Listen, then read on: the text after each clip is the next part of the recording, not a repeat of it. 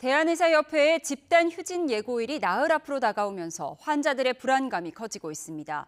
일부 의사단체들은 의사가 환자를 위험에 빠뜨릴 수 없다며 휴진에 참여하지 않기로 했습니다.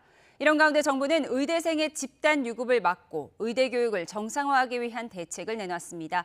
취재기자 연결해 이 소식 알아보겠습니다. 이문석 기자. 네, 사회부입니다. 네, 정부가 의대생 유급을 막기 위해서 교육과정 개편을 포함한 적극적인 조치를 검토하고 있다고요? 네, 그렇습니다. 정부는 의대생들이 학교로 돌아올 경우 유급되지 않도록 최선의 지원을 다하겠다고 밝혔습니다.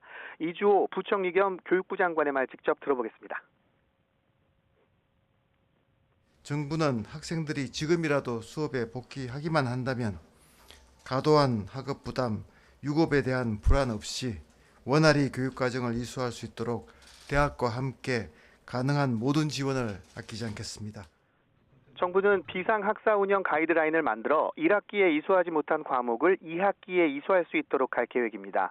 또 학기 말에 유급 여부를 확정하지 않고 학년도 말까지 필요한 수업을 보충하면 과정 이수를 인정하는 방안도 제시했습니다.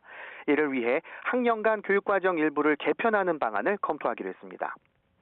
수업 복귀를 막는 위협이나 행동에 대해선 법과 원칙에 따라 엄정 조치하겠다는 말도 더했습니다. 다만 오늘 발표된 대책은 앞서 각 대학 등이 건의한 내용에서 크게 벗어나지 않아서 실제로 의대생들의 복귀로 이어질지는 좀 더 지켜봐야 할 거로 보입니다. 네, 의협이 예고한 집단 휴진이 나흘 앞으로 다가왔습니다. 얼마나 휴진할 예정인지 정부 집계가 나왔습니까? 아직은 발표되지 않고 있습니다. 정부는 오는 18일 병원 휴진율이 30%를 넘을 경우 30%를 넘을 경우에 업무 개시 명령을 내릴 예정입니다.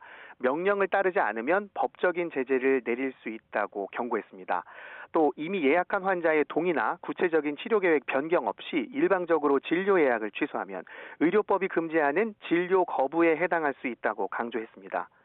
환자 단체와 다른 의료인 단체들은 의사들의 집단 휴진이 환자들에게 절망적인 소식이라며 휴진 결의 철회를 요청하고 있습니다. 실제로 휴진에 참여하지 않겠다는 의사 단체가 늘고 있습니다.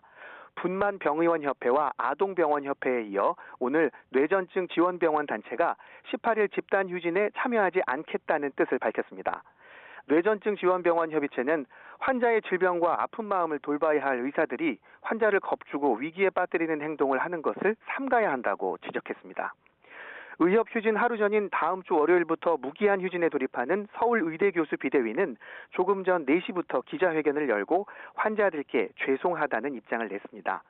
정부 측에 근거와 협의에 기초한 의료정책을 수립할 것을 요청했지만 받아들여지지 않아서 휴진을 결의했다며 휴진 기간이라도 중증, 희귀질환 환자들에겐 차질 없이 진료가 이루어질 거라고 설명했습니다.